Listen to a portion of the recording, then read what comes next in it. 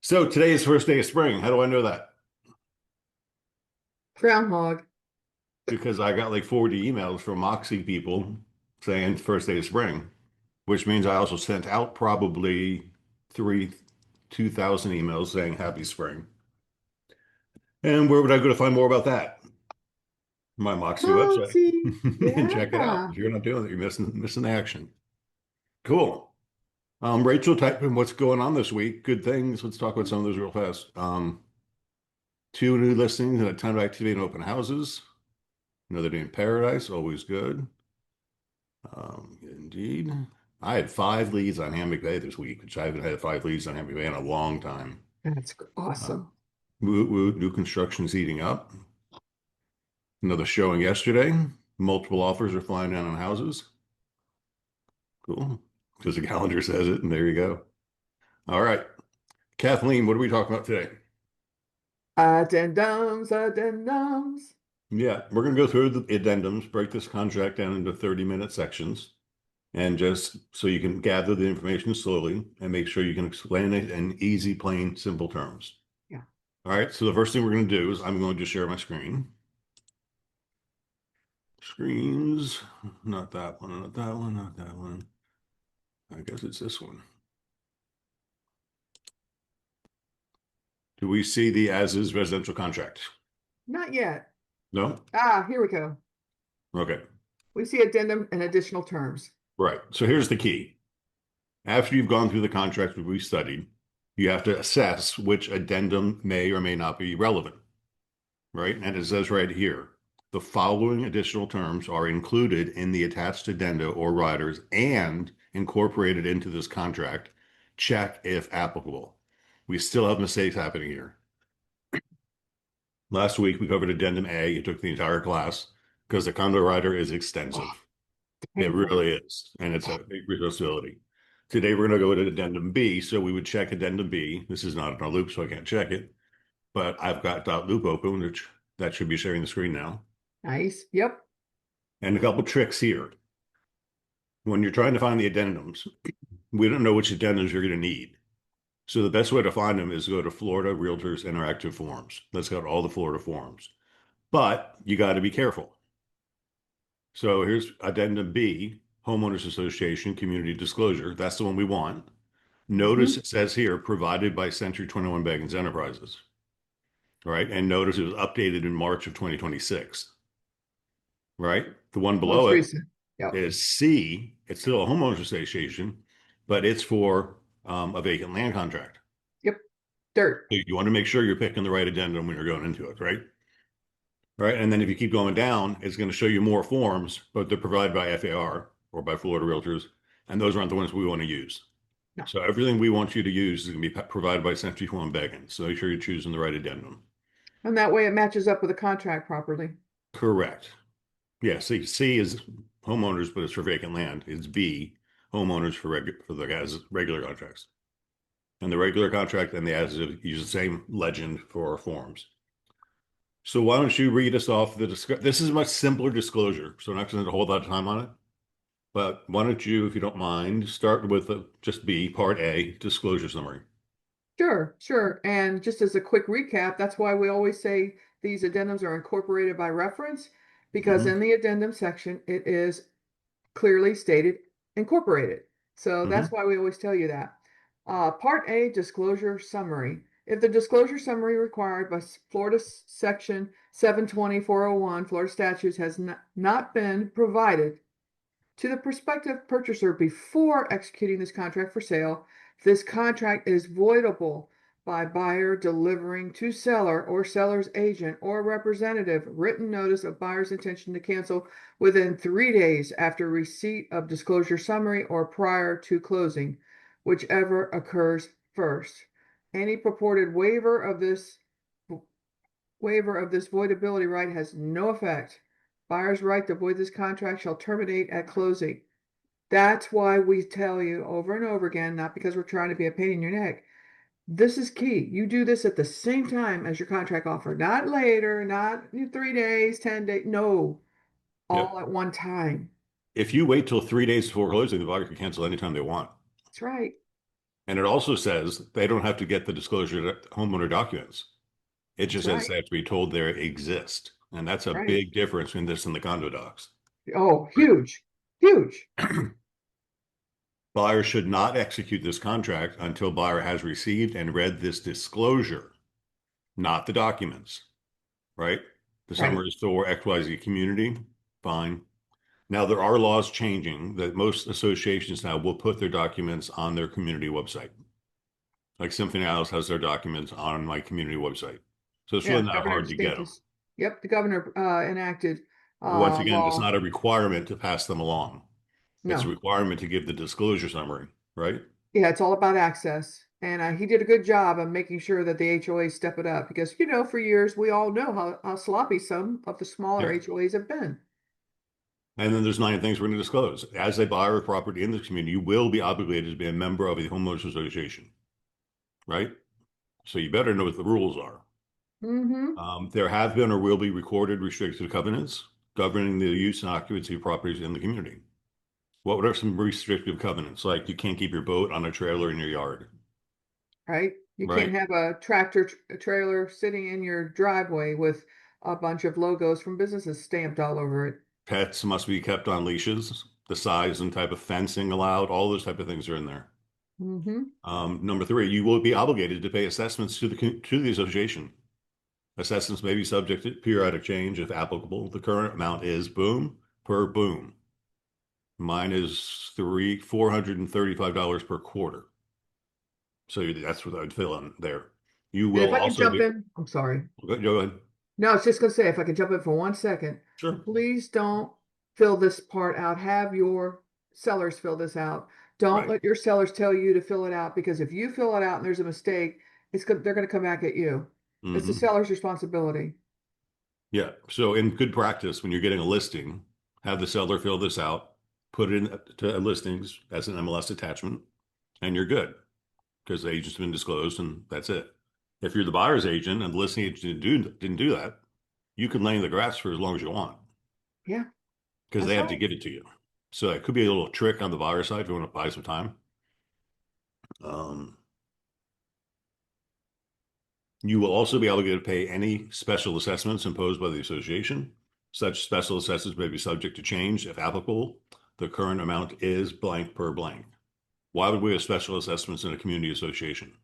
Oh, you might have to get for the whole community new roofs. Let's say that the association is responsible for the roofs, Mhm. assessments for that, or an improvement, or they're going to put in, ward off Historia fountain in the front that everybody voted to have put in there. Yeah, any number of things. So We it just comes up. decided to post security cameras all over the neighborhood. So Sure. they're going to do a special assessment for security cameras. If the hurricane blew the roof of our community clubhouse, there might be a special assessment to do that, Oh, right? sure. Or it Yeah. doesn't have to be. They might have the fees in their documents or in their budget. Yeah. You can read number four if you want. Sure, you may be obligated to pay special assessments to the respective municipality, county, or special district. All assessments are subject to periodic change.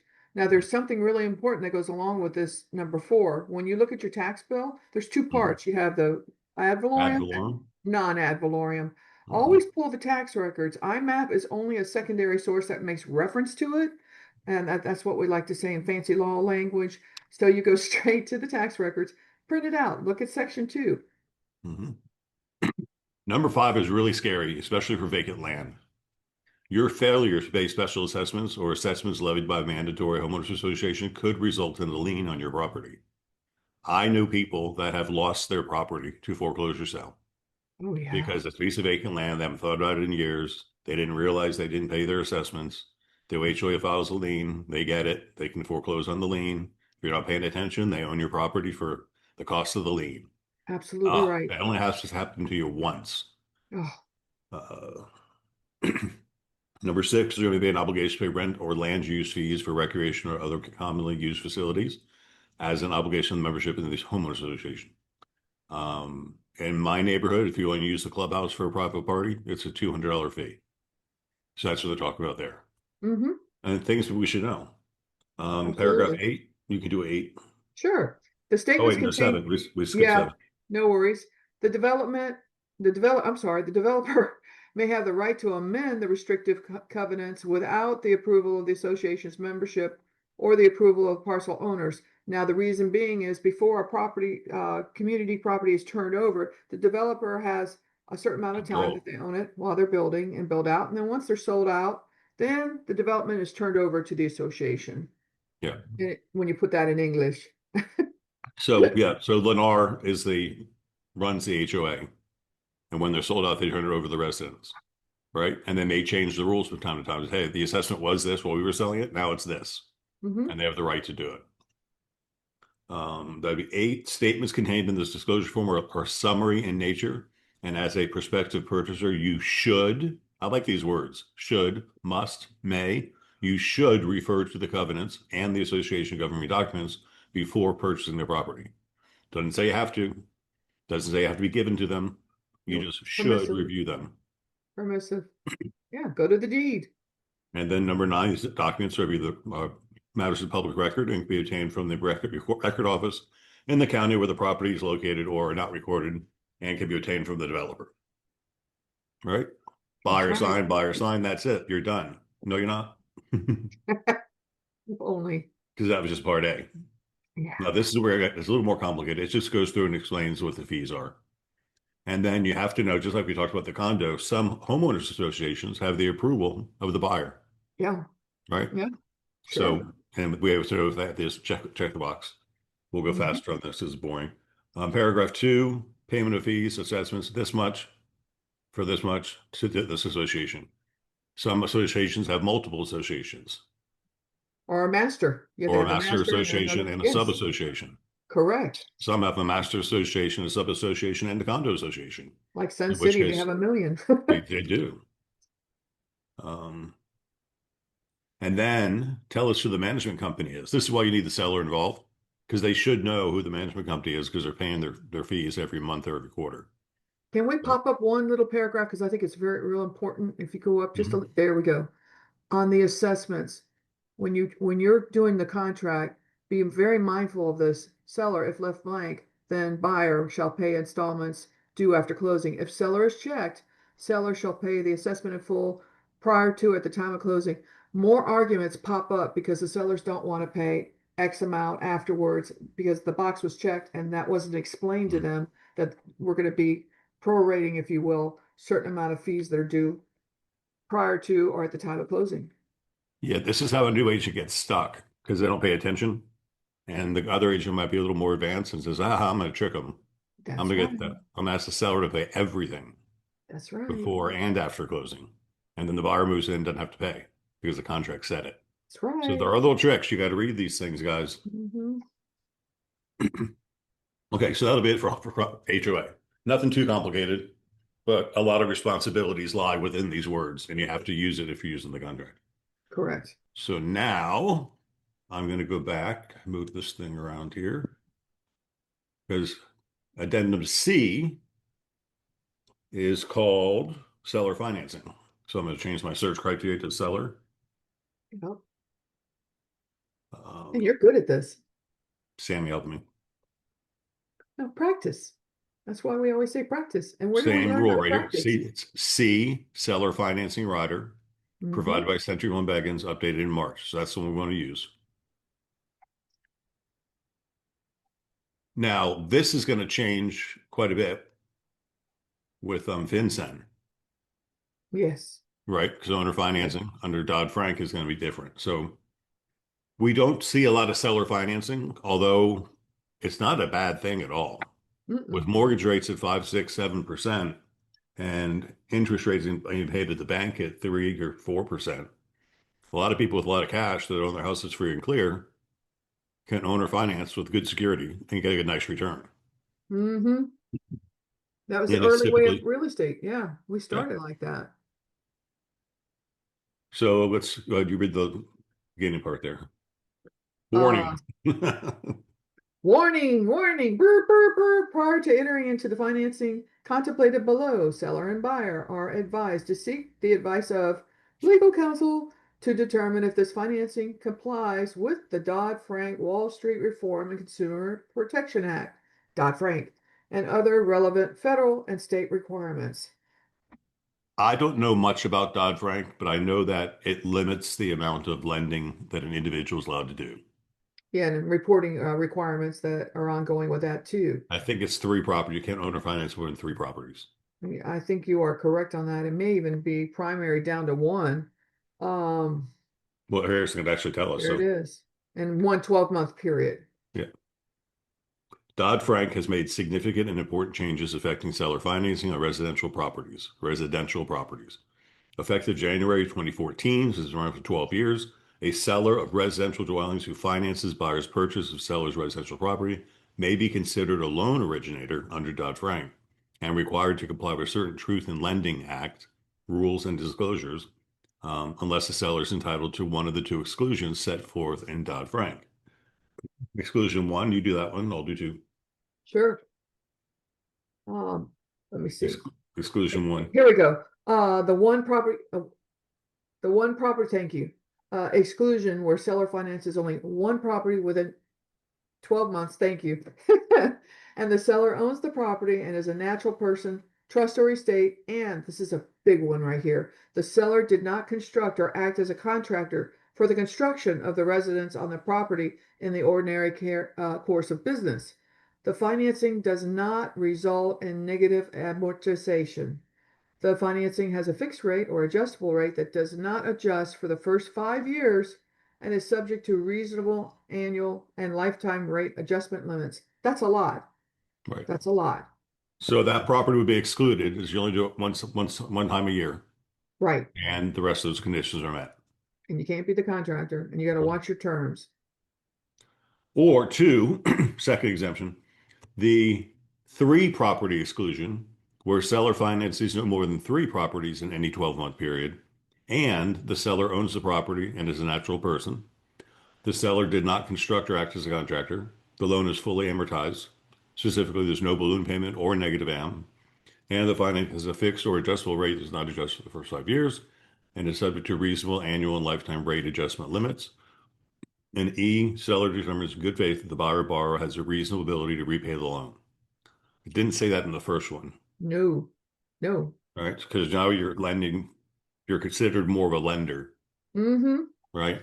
A Mm-hmm. seller who finances the buyer's purchase of residential property and who meets either of the two exclusions outlined above may use this rider. If they don't do these things, you can't use this rider. You're going to have to go to an attorney to have an financing addendum written that Mm-hmm. addresses Dodd-Frank.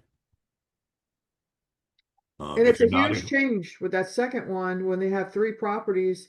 I can remember back in the 80s when you would deal with sellers, if you're a private buyer trying to buy your first home, you always had balloon notes in there, Mhm. always. Now they've cut that right out.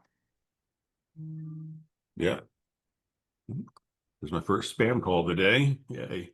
Oh, joy. Um, a seller who finances the buyer's purchase of seller's residential property and who is not exempt from Dodd-Frank should seek the advice of legal counsel regarding the use of this seller financing rider, including modifications or disclosures that may be required by Dodd-Frank prior to completing this rider.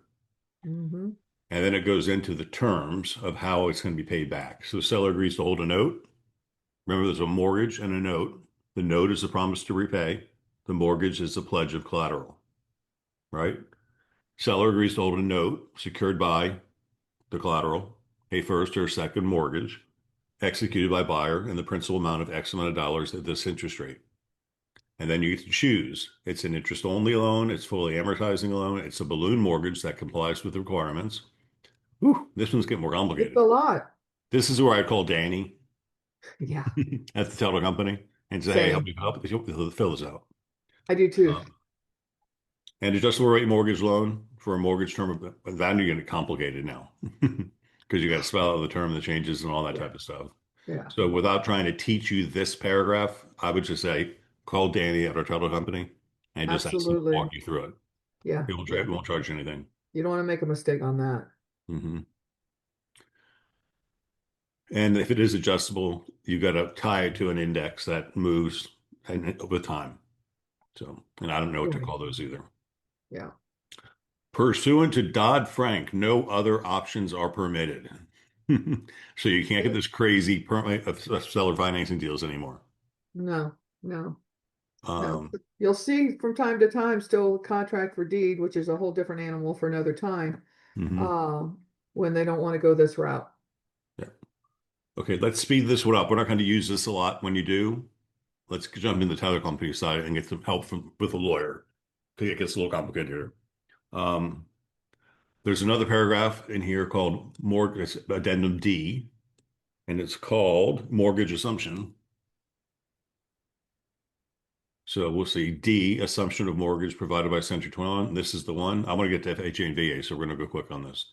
Yeah, If you're assuming an existing mortgage, I would say we do this 1 or maybe 2% of the time with yeah, the thousands of transactions we do. It's not yeah. very popular. I Uh-uh. think they're coming back. The VA assumables are generally the most common, but it's interesting because the prices have gone up so high. Let's say I bought my VA home for 200,000. I put zero but down. I got a $200,000 assumable mortgage. Now the house is worth 400,000, Right. right? The only assumable mortgage is what's left on the balance of the $200,000 mortgage. That's So then you right. end up needing to get a second mortgage or pay cash for the balance. And second mortgage interest rates are higher. So even though you might be saving money on the assumable loan, you might be paying more money on the second. So important to get your loan officer involved in that. And double check everything when it comes to the VA loans assumption, because you may have a VA owner, seller, who wants to use that VA loan again. And you've Yes. got to, and in that case, you can't have two VA loans going out at the same time. So Well, you can. It's called, there's an eligibility certificate, and it has to do with correct. your income. Yeah, So, you have to be real careful with that. yeah. So properties covered by existing mortgage in the amount of this, which has a variable rate interest rate or a fixed interest rate at the time of transfer. I'm going to assume this loan. Now, some loans are the bank has to re-qualify you for, and some you can just assume. And that's what this is going to talk more about. But once again, we don't do a lot of this, but you would Mm-mm. need addendum D if you're dealing with an assumable mortgage. And that's who we call one of us if you have more questions on that. So let's jump into the next one, which is going to be FHA, which I want to spend a little bit of time on today. So this is Addendum E, the Federal Housing Administration and the U.S. Veterans Affairs. So we would check box E, add this to the contract. Mhm. And this is kind of your expertise here, so you can talk more than me on this one. Sure, sure. I work with a lot of veterans, and my husband's a veteran, so I've done a lot of these. The Federal Housing FHA VA addendum basically spells out the requirements and the obligations, the steps, if you will, Let me of just jump in real quick because this is one addendum for either FHA correct. or VA. Absolutely right. We used to have That's one right. FHA addendum, we have another VA addendum. Now they're all in one. So you got to be Yes, careful which one you're checking yes. Very because good that's the one point. you're going to use. Yes. Okay. So let's say you're going to do FHA. We have the definitions. We know the property definitions, the address, and all that good stuff. Number two, inspections and appraisal. In addition to the requirements of the contract, seller shall comply with FHA or VA regulations regarding lenders' inspections and appraisal repairs, collectively appraisal repairs. The cost to seller, this is key, for appraisal repairs shall not exceed,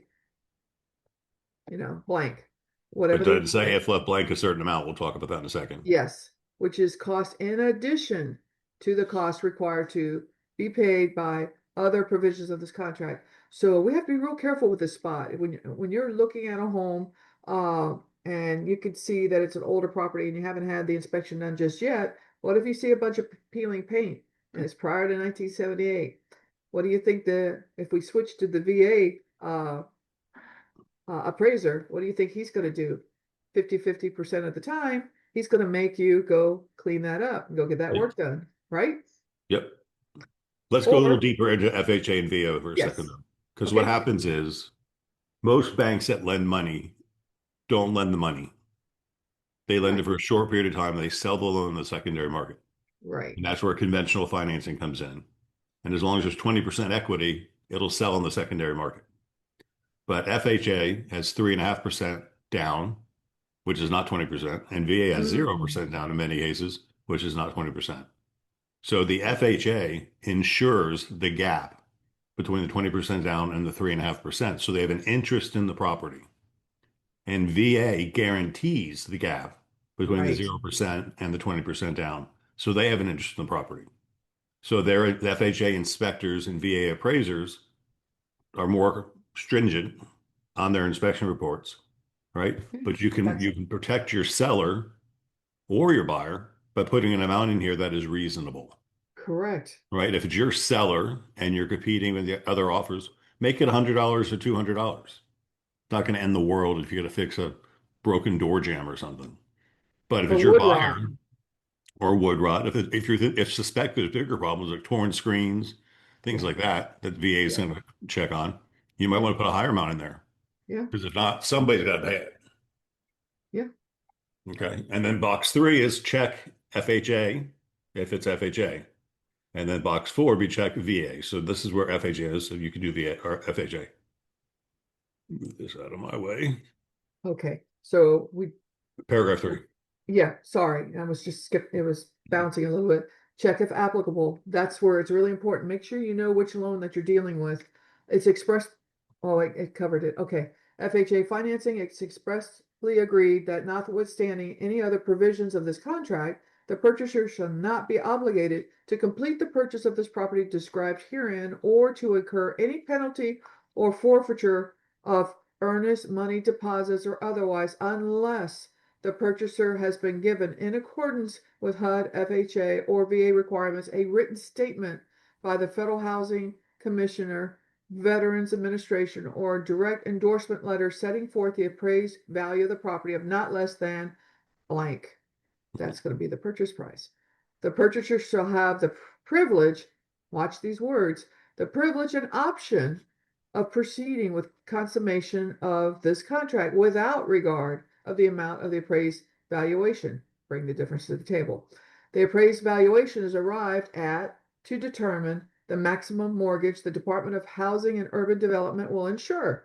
HUD does not warrant the value or condition of the property. The purchaser shall satisfy him or herself that the price and the condition of the property are acceptable. That's a lot. It is a lot. So what it really says is if it doesn't appraise, you can't keep their money. They can walk away. Now, let's say you had a conventional loan, had an offer on a conventional loan with 25% down and a house appraised for less, but still enough to get the loan.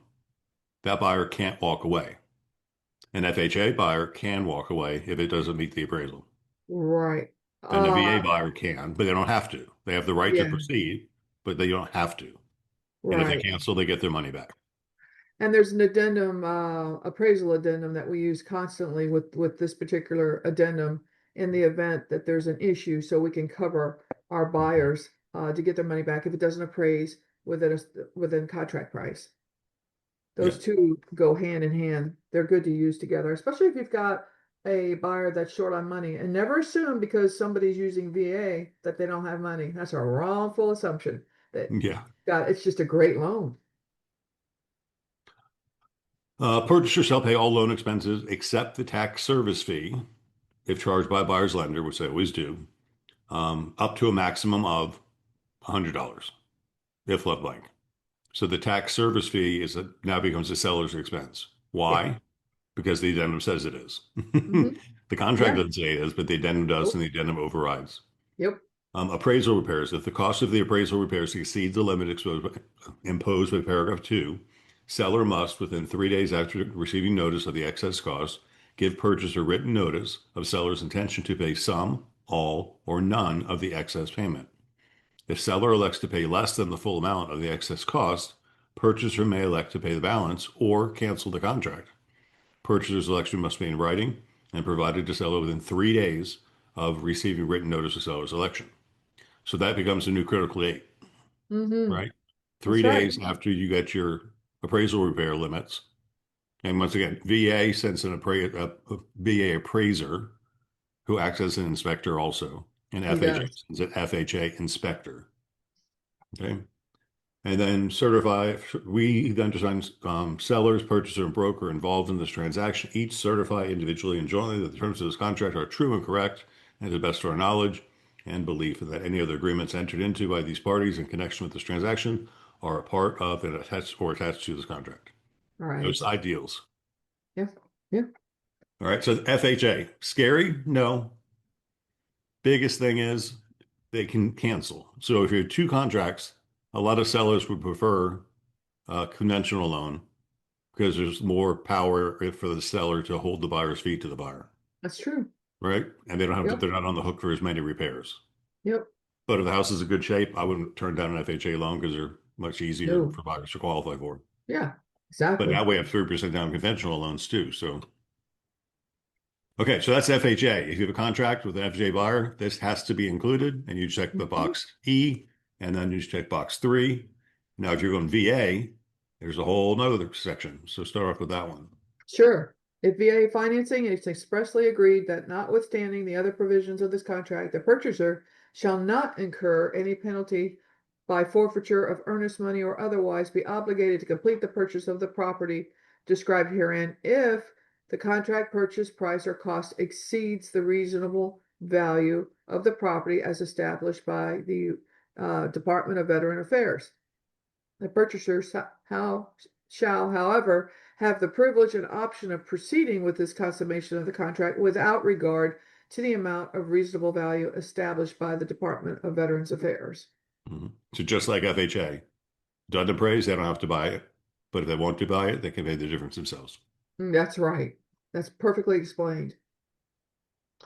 Fees, prepayments, seller shall be required to pay all fees under the VA regulation up to blank amount. Purchaser shall, When we talk about blank amount, guys, it's yeah, we generally did. okay. Just go with the blank amount, Yeah, right? yeah, Unless the seller objects to it or something. But right, right. And appraisal repairs, if the cost of the appraisal repairs exceeds the limit imposed by paragraph 2 above, seller must, big word difference, within 3 days of receiving notice of the excess cost, give purchaser written notice of seller's intention to pay some, all, or none of the excess amount. If the seller elects to pay less than full amount of the excess cost, purchaser may elect to pay the balance or cancel this contract. Yeah, that's a big one right there. mhm. Purchaser's election must be in writing and provided to seller within 3 days after receiving written notice of seller's election. So there's more timelines here to pay attention to. Very similar to FHA though. Basically, it just protects the borrower from overpaying for a house, All right. right?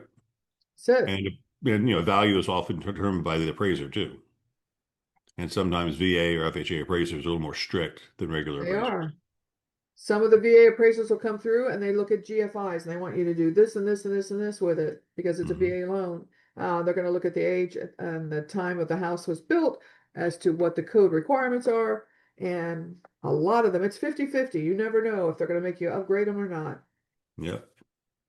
And then finally, paragraph 5, election to proceed. If the purchaser elects under paragraph 3 or 4 above to proceed with the contract without regard to the amount or reasonable value established by FHA or the VA or direct endorsement lender, such election must be made within 3 days of the purchaser receiving the appraisal.